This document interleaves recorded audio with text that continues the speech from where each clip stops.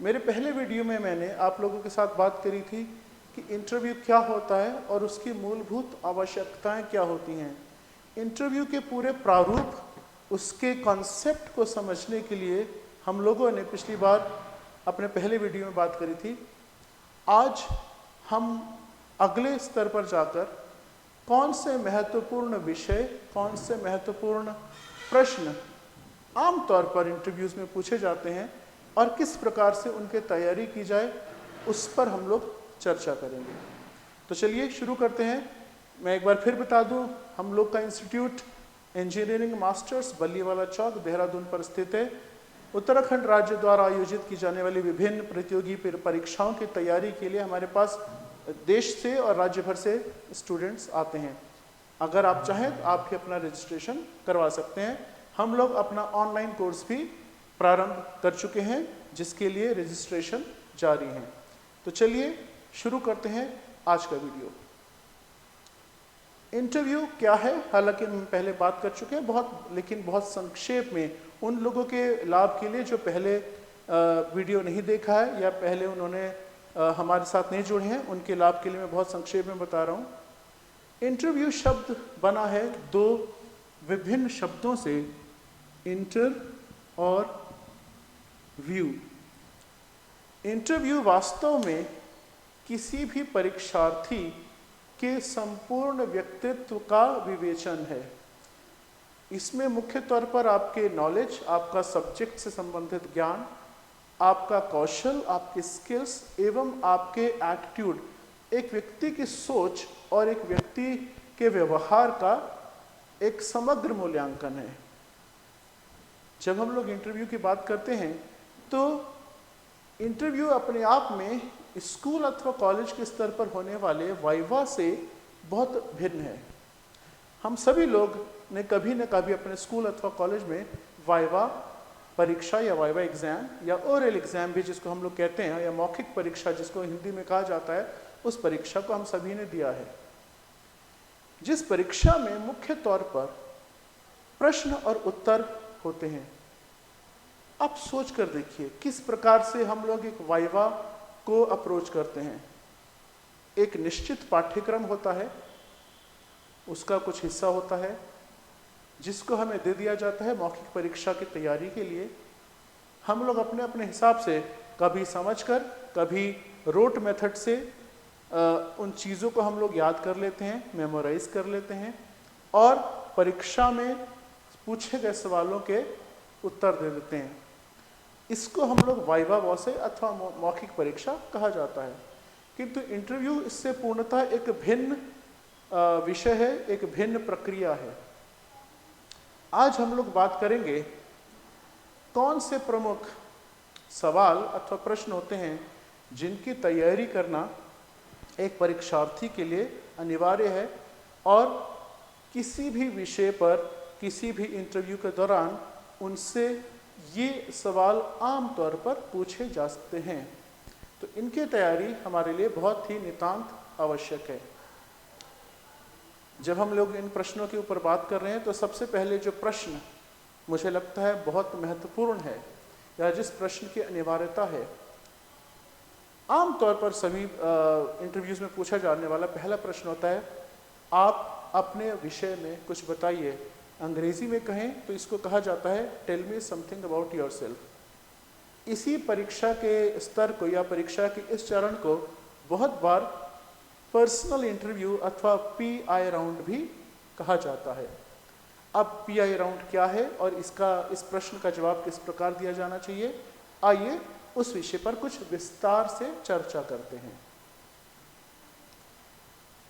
प्रश्न उठता है एक परीक्षार्थी के मन में कि जब इस तरह का प्रश्न मेरे सामने आए तो मैं उसमें क्या कहूँ और कैसे कहूँ, क्या कहना चाहिए, क्या नहीं कहना चाहिए और किस प्रकार से कहना चाहिए। तो आज हम उसके महत्वपूर्ण तत्वों पर चर्चा करेंगे।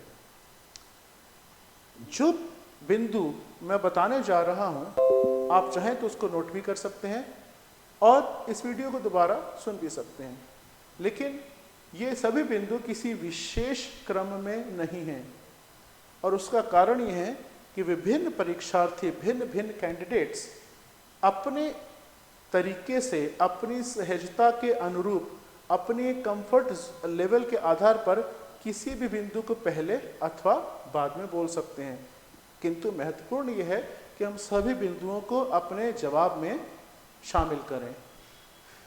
इसके पहले कि हम लोग इस पर बिंदुवार चर्चा करें, पॉइंट वाइज डिस्कशन इसके पहले हम लोग करें, एक महत्वपूर्ण प्रश्न जो आमतौर पर विद्यार्थियों के से आता है कि मेरा पर्सनल इंट्रोडक्शन अथवा मेरा परिचय जो साक्षात्कार के प्रारंभ में आता है वो कितना लंबा होना चाहिए अथवा कितना छोटा होना चाहिए, अर्थात उसकी अवधि कितनी होनी चाहिए। जहाँ तक अवधि की बात है, हम नहीं जानते कि पैनल, किसी विशेष पैनल और उसके सदस्यों की अपेक्षाएं हमसे क्या हो सकती हैं। आमतौर पर इसमें दो तरह की परिस्थितियों का निर्माण होता है। एक, जब परीक्षार्थी ने प्रश्न का उत्तर देना शुरू किया और कुछ ही क्षणों के अंतरार्ध के बाद उससे दूसरा प्रश्न पूछ लिया गया या कॉम्प्लीमेंट्री क्वेश्चन पूछ लिया गया। ऐसी परिस्थिति में परीक्षार्थी को पूछे गए प्रश्न का उत्तर देना है और उसी पर अपना ध्यान केंद्रित करना है। किंतु बहुत सारे संदर्भों में ऐसी परिस्थिति का निर्माण भी होता है जब पैनल, आपका इंटरव्यू पैनल आपसे अपेक्षा करता है कि आप अपने जवाब को देना जारी रखें, क्योंकि वो आपको पूरी तरह सुनना और समझना चाहते हैं और इस दौरान वो आपके पूर्ण व्यक्तित्व का मूल्यांकन करने की चेष्टा करते हैं। अतः एक परीक्षार्थी के लिए अपेक्षित ये है कि वो विस्तृत जवाब की तैयारी करे और अगर असल परीक्षा में उसको कम शब्दों में भी जवाब देना पड़े तो वो उसके लिए निश्चित तौर पर बेहतर तरीके से तैयार होगा। किंतु अगर आपने विस्तृत जवाब की तैयारी नहीं करी है और अगर आपसे अपेक्षित हुआ विस्तृत जवाब, तो ऐसी परिस्थिति में आप मुश्किल में पड़ सकते हैं। तो हम लोग जो भी जवाब तैयार करेंगे वो विस्तृत होगा। यहाँ पर मैं ये भी बताता चलूँ कि हमारा जवाब लिखित तौर पर होना चाहिए। हम लिख कर उसको तैयारी करें, उसको प्रैक्टिस करें, उसका अभ्यास करें, ताकि हम असल इंटरव्यू के दिन के लिए पूरी तरह से पूर्ण रूपेण अपने इस साक्षात्कार के लिए तैयार हों। तो चलिए इस बात को आगे बढ़ाते हुए अब हम लोग इम्पोर्टेंट पॉइंट्स क्या होने चाहिए उस पर अपनी चर्चा शुरू करते हैं। सबसे पहला जो पॉइंट हम लोग बता सकते हैं वो है फैमिली बैकग्राउंड। मैं फिर कह रहा हूं, यहां पर उद्देश्य किसी विशेष पॉइंट के बारे में, किसी विशेष क्रम के बारे में नहीं है, किंतु ये सभी बातें इसमें निश्चित रूप से सम्मिलित की जानी चाहिए। फैमिली बैकग्राउंड अथवा पारिवारिक पृष्ठभूमि। सवाल उठता है कि इसके विषय में क्या कहना है। यहाँ पर निश्चित तौर पर आप किसी व्यक्ति का नाम लेने की आवश्यकता नहीं है, किसी विशेष रिश्ते का जिक्र करने की आवश्यकता नहीं है और ना वो वांछित है, क्योंकि आयोग द्वारा ये समझा जा सकता है कि आप एक अनड्यू तरीके से, आप एक अनचाहे तरीके से उनके जो अंतिम निर्णय है उसको प्रभावित करने की कोशिश कर रहे हैं। तो क्या बताया जाना चाहिए? उदाहरण के तौर पर अगर आप ये बता रहे हैं कि आपके पिताजी क्या कार्य करते हैं अथवा आपके पारिवारिक सदस्य किस प्रकार के कार्य में संलग्न हैं, क्या वो पढ़ाई कर रहे हैं, क्या वो किसी विशेष प्रकार की नौकरी कर रहे हैं या वो किसी प्रकार के व्यापार में संलग्न हैं, इससे आपके पारिवारिक माहौल के समझने में बहुत मदद मिलती है। क्योंकि कोई भी व्यक्ति, कोई भी छात्र, कोई भी कैंडिडेट अपनी पारिवारिक पृष्ठभूमि की वजह से उसी के अनुरूप उसके व्यक्तित्व का निर्माण होता है। उदाहरण के लिए अगर कोई व्यक्ति और उसके परिवार में सभी लोग व्यापार में संलग्न हैं तो एक प्रश्न आयोग द्वारा पूछा जाएगा कि आपने इंजीनियर बनने का निर्णय क्यों लिया और क्यों नहीं आप अपने पारिवारिक पृष्ठभूमि के तहत या उसके आधार पर आप भी व्यापार में चले गए। यहाँ पर हम किसी व्यक्ति विशेष का नाम की बात नहीं कर रहे या जिक्र नहीं कर रहे, किंतु व्यवसाय कार्य को जरूर समझा जाना चाहिए और इस पर प्रश्न किया जा सकता है ताकि किसी व्यक्ति विशेष की मनोदशा और उसकी सोच, उसकी विचार प्रक्रिया को समझा जा सके। तो आप जो भी आपके परिवार में व्यक्ति कार्य कर रहे हैं, चाहे वो किसी प्रकार की शिक्षा ग्रहण कर रहे हैं या वो किसी विशेष तरह के कार्य में संलग्न है, उसके विषय में आप संक्षेप में 1 से 2 पंक्तियों में आप बता सकते हैं। अपनी बात को जारी रखते हुए सेकंड पॉइंट पर हम लोग आएंगे, दूसरे बिंदु पर हम लोग आएंगे और यहाँ पर हम लोग आपकी बात करेंगे आपकी स्कूली शिक्षा की, अर्थात आपके स्कूलिंग की। जब हम लोग स्कूलिंग की बात कर रहे हैं तो यहाँ पर हमारा जवाब बहुत बिंदुवार होना चाहिए। मुख्यतः 3 या 4 बातें हैं जो हमको कहनी चाहिए अपने परिचय में, जब हम लोग अपने स्कूली शिक्षा के विषय में बात कर रहे हैं। पहली बात, हमको बात करनी चाहिए आपके स्कूल का नाम क्या था।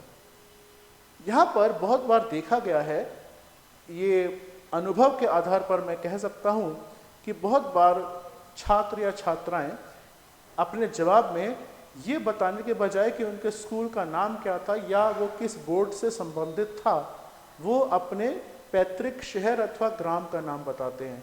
उदाहरणतः ये कहना निरर्थक है या इस बात को कहने का कोई अर्थ नहीं है अगर कोई छात्र कहे या कोई कैंडिडेट कहे कि मैंने अपनी शिक्षा उत्तरकाशी से पूरी करी है, क्योंकि उत्तरकाशी किसी स्कूल अथवा बोर्ड का नाम नहीं है। तो वांछित है कि आप अपने स्कूल अथवा बोर्ड का नाम बताएं। इसके बाद आप मुख्यतः इस बात पर रोशनी डालें कि आपने अपने स्कूली वर्षों के दौरान कौन कौन से प्रमुख विषयों का अध्ययन किया है एवं उनमें से कौन से विषय आपकी रुचि से मिल खाते थे। आपकी आगे के करियर पाथ, जो आपने अपने करियर के लिए रास्ता चुना है, उदाहरण के लिए अगर आप सिविल इंजीनियर बनने की कोशिश कर रहे हैं या आपने उसकी पढ़ाई करी है, तो क्या आपके स्कूली वर्षों का उससे एक सीधा संबंध स्थापित होता है या एक बड़ा अंतर, एक बड़ा गैप वहाँ पर नज़र आता है। उदाहरण के तौर पर अगर एक व्यक्ति कहता है कि मैं स्कूल के दिनों में मुझे साहित्य पढ़ने में रुचि थी और अब वो सिविल इंजीनियर बनने की कोशिश कर रहा है, तो कहीं ना कहीं एक प्रश्न ज़रूर आता है कि आपने आगे की पढ़ाई साहित्य के क्षेत्र में ही क्यों नहीं करने की कोशिश करी।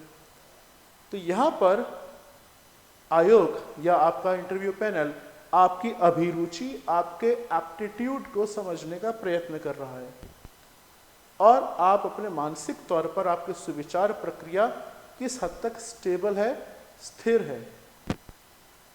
तो आप अपने पसंदीदा विषय के बारे में बात कीजिए। दूसरा इसमें महत्वपूर्ण बिंदु ये है कि बहुत इस बात के आशा है कि आपसे जो सवाल इंटरव्यू के दौरान पूछे जाएंगे उनमें से अधिकतर सवालों का संबंध सीधे या अप्रत्यक्ष तौर पर उसी विषय से हो। तो आपका स्कूलिंग, उसके विषय में भी आप 2 से 3 पंक्तियों में संक्षेप में ज़रूर इन बातों को रख सकते हैं।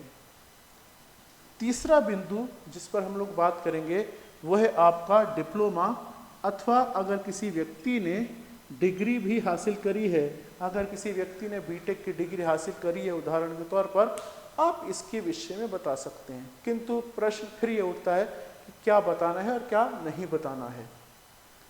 पहले डिप्लोमा की बात करते हैं। आपने कौन से मुख्य विषय यहाँ पर पढ़े हैं और उसके तहत आपके पास क्या ज्ञान है, क्या आपके पास व्यवहारिक कौशल है, आपका स्किल है, और उस शिक्षा और प्रशिक्षण के आधार पर आपके व्यक्तित्व का विकास किस तरह हुआ। यहाँ पर एक बात और जोड़ देना बहुत आवश्यक है।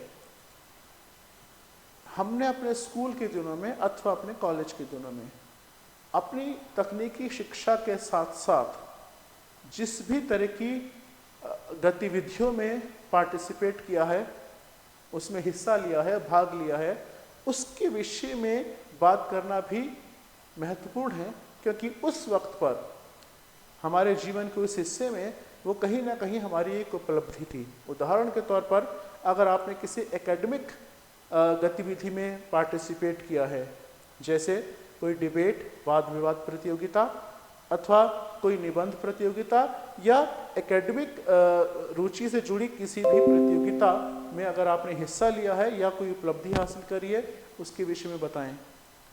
अगर आप स्पोर्ट्स या खेलों में आपने हिस्सा लिया है या किसी विशेष खेल के प्रति आपका रुझान है और वहाँ पर आपकी कोई उपलब्धि है, चाहे वो डिस्ट्रिक्ट लेवल पर हो अथवा वो राज्य स्तर पर हो अथवा राष्ट्रीय स्तर पर हो, आप उसके विषय में यहाँ ज़रूर बताएं।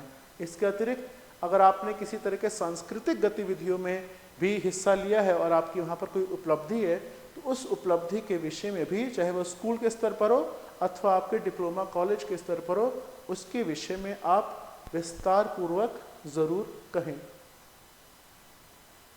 फिर अपनी बात को दोहराते हुए कहूँगा कि डिप्लोमा में आपने जिन विभिन्न विषयों का ज्ञान हासिल किया है, न केवल आपके अपने स्ट्रीम, उदाहरण के तौर पर प्रथम वर्ष के दौरान आमतौर पर विभिन्न विषयों को पढ़ाया जाता है जो सीधे सीधे हमारे स्ट्रीम या हमारे ट्रेड से संबंधित नहीं भी होते। उदाहरण के तौर पर एक सिविल इंजीनियर को भी प्रथम वर्ष के दौरान बेसिक इलेक्ट्रॉनिक्स, बेसिक इलेक्ट्रिकल जैसे विषय पढ़ाए जाते हैं। तो हमारे पास उनका मूलभूत ज्ञान, उनका एक व्यवहारिक ज्ञान होना अपेक्षित है, अनिवार्य है, क्योंकि इसके संबंधित प्रश्न भी यदा कदा आयोग द्वारा पूछ लिए जाते हैं। तो हमारे पास एक सम्यक ज्ञान सभी विषयों का होना चाहिए। बात करते हैं अगर उन छात्रों की जिन्होंने या तो बीटेक की डिग्री हासिल कर ली है अथवा वो बीटेक अभी कर रहे हैं। देखिए, यहाँ पर हमारे निर्णय बहुत सोच समझकर यथोचित प्रकार से होना चाहिए। क्या मैं बीटेक की डिग्री के विषय में कहूँ अथवा ना कहूँ, किस प्रकार से ये फैसला मैं ले सकता हूँ। छात्रों, मित्रों, यहाँ पर बहुत महत्वपूर्ण है एक व्यक्ति का आत्मविश्वास। यदि आपको आपकी पढ़ाई पर, आपकी मेहनत पर, आपके ज्ञान पर, आपके कौशल पर पूर्ण विश्वास है और आप कठिन प्रश्नों का जवाब देने के लिए खुद को तैयार मानते हैं अथवा आप उन सवालों का सामना करने की इच्छा रखते हैं, तो आप निश्चित तौर पर अपने डिग्री के विषय में बात कीजिए। अन्यथा आप अपने परिचय में मात्र डिप्लोमा के विषय में बात कीजिए और उसी पर चर्चा को केंद्रित कीजिए। ये एक छात्र की निजी सोच और उसके निजी फैसले पर निर्भर करता है। इसके बाद जो महत्वपूर्ण पॉइंट हमारे पास आता है वो कौन सी चीज़ें हैं, स्ट्रेंथ्स, वो कौन से मुख्य बिंदु हैं जो आपके विचार में आपको एक सफल इंजीनियर बना सकते हैं या जिनके आधार पर आपका चयन हो सकता है। वो कौन से मुख्य बिंदु आपके व्यक्तित्व में हैं। ध्यान दीजिएगा, जब हम लोग विशेष बिंदुओं या आपकी स्ट्रेंथ्स, आपकी ताकत की बात कर रहे हैं, तो हम लोग यहाँ पर बात कर रहे हैं न केवल आपके हार्ड स्किल्स की, विषय संबंधित आपके ज्ञान की, वरन हम लोग यहाँ पर बात कर रहे हैं सॉफ्ट स्किल्स की भी, अर्थात आपके व्यवहार कौशल की भी बात हम लोग यहाँ पर कर रहे हैं। यहाँ पर मैं कुछ विस्तार से बात करूँगा व्यवहार कौशल क्या होता है। जब हम लोग व्यवहार कौशल की बात करते हैं तो इसमें जो प्रमुख तत्व होते हैं, उदाहरण के तौर पर आपका संवाद कौशल, आपका कम्युनिकेशन स्किल, आप किस प्रकार से बेहतर तरीके से संवाद कर सकते हैं, चाहे वो हिंदी भाषा में हो अथवा वो अंग्रेजी भाषा में हो। उसके अतिरिक्त एक व्यक्ति के इंटरपर्सनल स्किल्स, सरल भाषा में कहें तो एक व्यक्ति किस प्रकार विभिन्न परिस्थितियों में विभिन्न तरह के व्यक्तियों से सफलतापूर्वक उनसे डील कर सकता है और सफलतापूर्वक विभिन्न परिस्थितियों में अपने कार्य को सही तरीके से अंजाम पर पहुंचा सकता है। तो आपका व्यक्तियों के साथ व्यवहार कौशल, इसी को हम लोग इंटरपर्सनल स्किल्स कहते हैं। इसके अतिरिक्त टीम में कार्य करने की क्षमता एक बेहतर टीम का सदस्य होने की काबिलियत और किस प्रकार आप दूसरे व्यक्तियों के साथ मिलकर बेहतर रिजल्ट्स, बेहतर परिणाम किसी भी कार्य अथवा प्रोजेक्ट पर दे सकते हैं, तो वो आपके टीम स्किल्स कहलाते हैं। आपके फैसला लेने या निर्णय लेने की क्षमता, जिसको डिसीजन मेकिंग कहा जाता है, किसी भी तरह के कॉन्फ्लिक्ट अथवा किसी भी तरह के विवाद को सुलझाने और उसमें यथोचित व्यवहार करने का कौशल ही आपका कॉन्फ्लिक्ट रेजोल्यूशन कहलाता है। इस प्रकार मैंने आप लोगों के समक्ष कुछ उदाहरण रखे हैं कि न केवल हमारा टेक्निकल नॉलेज, न केवल हमारा हार्ड स्किल्स, बल्कि हमारा व्यवहार कौशल अथवा सॉफ्ट स्किल्स भी बहुत हद तक मायने रखता है, क्योंकि ये हमारे व्यक्तित्व का एक महत्वपूर्ण हिस्सा है और किसी भी प्रोफेशनल की सफलता अथवा असफलता का एक सटीक और निश्चित पैमाना हो सकता है। अपनी बात को आगे बढ़ाते हैं। स्ट्रेंथ्स के बारे में हमने बात करी, अब हम लोग बात करेंगे कि कौन सी हमारे अंदर कमजोरी है। मित्रों, साथियों, दोस्तों, कई बार हमारे सामने एक सीधे सीधे प्रश्न आ जाता है। आयोग के द्वारा, पैनल के किसी सदस्य के द्वारा यह प्रश्न पूछा जा सकता है, अथवा आप कई बार हम लोग अनजाने में अपने परिचय के दौरान भी इसका जिक्र कर बैठते हैं, जो कि शायद नहीं करना चाहिए, कि आपकी वीकनेस क्या है। परिचय के दौरान इसका जिक्र नहीं करना चाहिए। अभी तक मैंने आपको बताया कि किन मुख्य बिंदुओं पर आपको बात करनी चाहिए। यहाँ पर मैं आपको बता रहा हूँ कि कौन से बिंदु पर आपको बात सीधे सीधे अपने स्तर पर नहीं करनी चाहिए। अगर प्रश्न भी आ जाता है तो आपको उसका सामना किस प्रकार करना चाहिए। आपकी कमजोरियां क्या हैं? What are your weaknesses? अगर इस तरह का कोई प्रश्न आपके सामने आ जाता है तो आप उसके किस प्रकार निपटेंगे, उससे किस प्रकार डील करेंगे। किसी भी अवस्था में, किसी भी दशा में, किसी भी सूरत में ये वांछित नहीं है कि आप अपनी कमजोरी के विषय में बात करें, किंतु फिर भी अगर कोई सदस्य जोर देकर ये प्रश्न करता है आपसे, तो आपका जवाब बहुत संतुलित होना चाहिए, जहां पर वास्तव में आप अपनी किसी ऐसी कमजोरी के विषय में बात करें जो कि पूर्व काल में थी, किंतु जिस पर आप वर्तमान में जीत हासिल कर चुके हैं। उदाहरण के तौर पर एक अच्छा उदाहरण लेते हैं। देखिए, मैं एक बहुत ऐसा उदाहरण लेने जा रहा हूं जो बहुत सारे छात्रों के सामने ये समस्या होती है। बहुत सारे छात्र, विशेषकर मैं उन छात्रों की बात कर रहा हूं जो गांव से आए हैं या जिनका प्रारंभिक जीवन या प्रारंभिक शिक्षा गांव में हुई है या हिंदी माध्यम से उन्होंने पढ़ाई करी है। ऐसे छात्रों में अधिकतर समय पर अंग्रेजी के प्रति एक डर होता है या अंग्रेजी संवाद या इंग्लिश कम्युनिकेशन में उनको महारत हासिल नहीं होती है। ऐसे में वो ये कह सकते हैं कि गांव की पृष्ठभूमि होने के कारण उनके पास अंग्रेजी का सम्यक ज्ञान नहीं है अथवा वो इंग्लिश को बहुत फ्लुएंटली नहीं बोल सकते, किंतु शहर में आने के बाद अथवा कॉलेज के स्तर पर शिक्षा ग्रहण करने के दौरान इन्होंने अपने इस विषय पर, इस कमजोरी पर कार्य किया और 3 साल की मेहनत के बाद आज वो किसी विशेष स्तर तक अंग्रेजी को समझ अथवा बोल लेते हैं। ऐसे में निश्चित तौर पर ये उनकी कर्मठता, उनकी सफलता और उनके अपने कार्य के प्रति समर्पण और अपने करियर के प्रति समर्पण का एक बेहतरीन उदाहरण हो जाएगा। तो अगर कभी आपसे आपकी कमजोरी के विषय में पूछा भी जाए तो आप अपनी सक्सेस स्टोरी के विषय में बात कीजिए, यही बेहतर होगा। लेकिन जैसा मैंने पहले कहा, किसी भी सूरत में आपकी वीकनेस को आप अपफ्रंट नहीं बताएंगे, आप अपने आप नहीं उसके विषय में बात करेंगे। तो यहाँ पर मैंने आपको कुछ 4 महत्वपूर्ण बिंदु बताए जो कि आपके परिचय का हिस्सा हो सकते हैं, होना चाहिए और एक ऐसे बिंदु के विषय में मैंने आपको बताया जो कि निश्चित तौर पर आपके पर्सनल इंट्रोडक्शन या आत्म परिचय का हिस्सा नहीं होना चाहिए।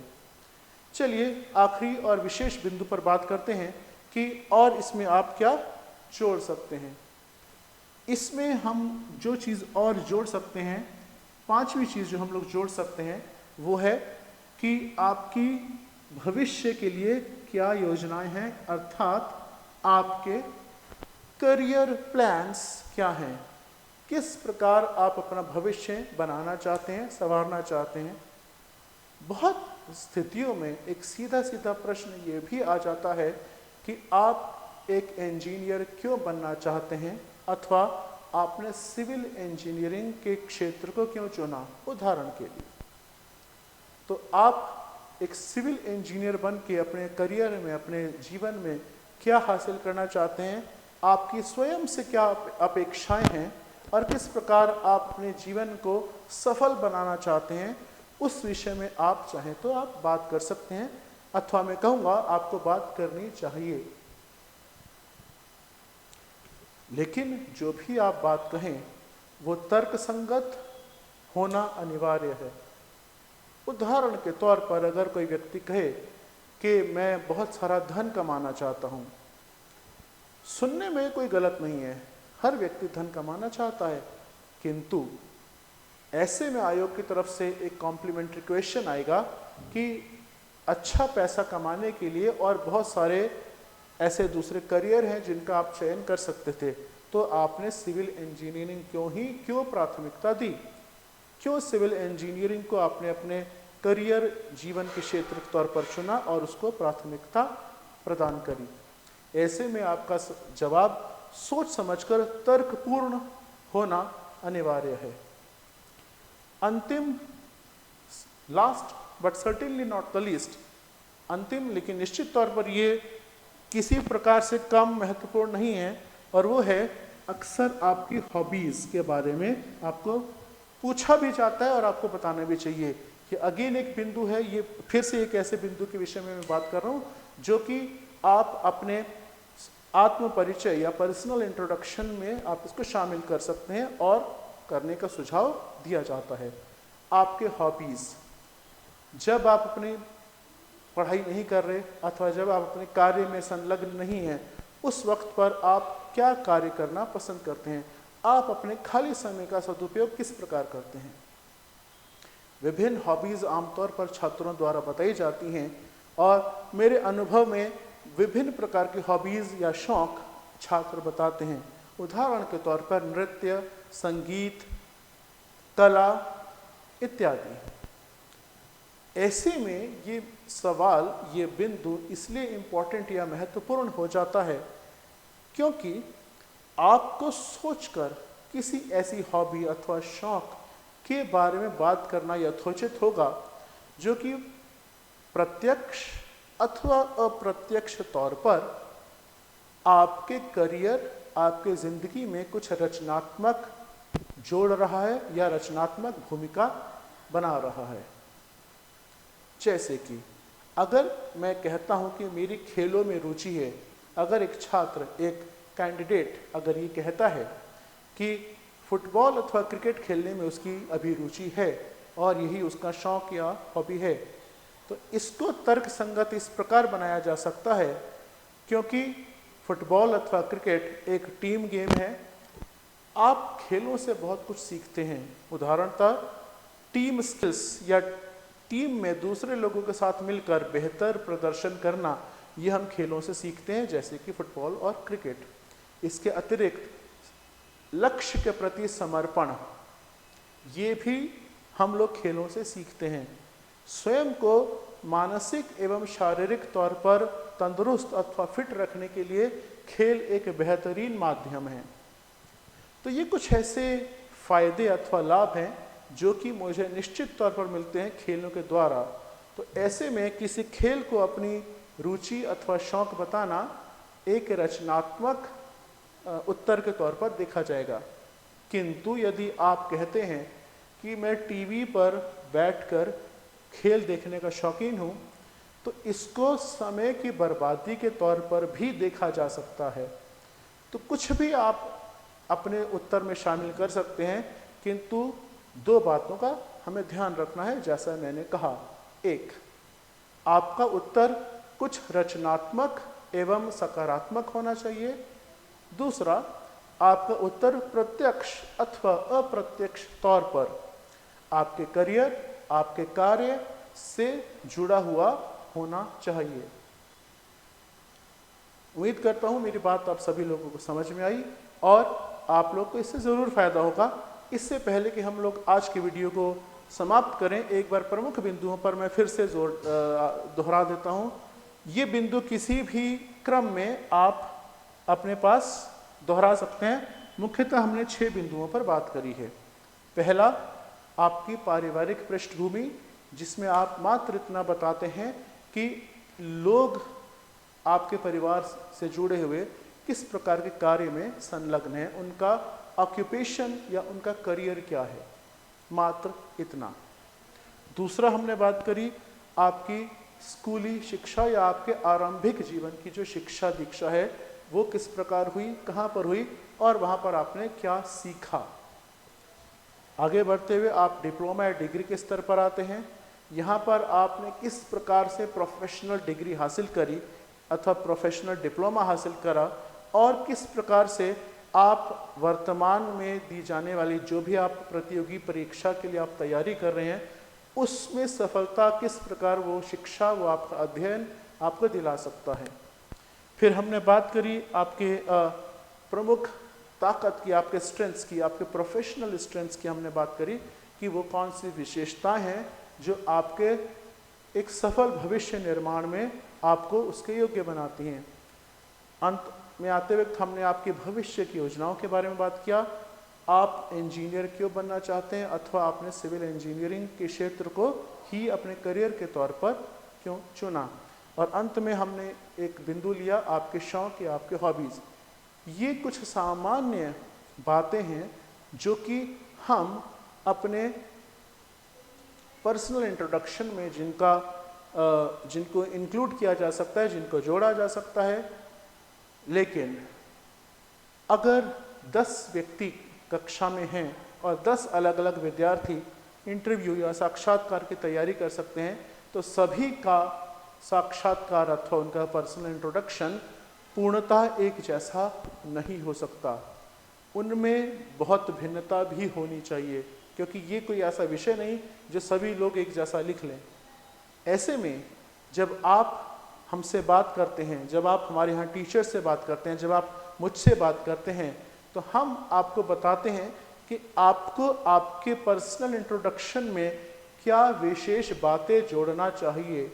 ये वो इंडिविजुअल फीडबैक है, व्यक्तिगत ये वहाँ पर इनपुट्स आपको दिए जाते हैं कि आप किस प्रकार आपने इंट्रोडक्शन को आप तैयार करें, लिखकर तैयार करें, प्रैक्टिस करें और किस प्रकार से आप अपने साक्षात्कार में बेहतर प्रदर्शन कर सकते हैं।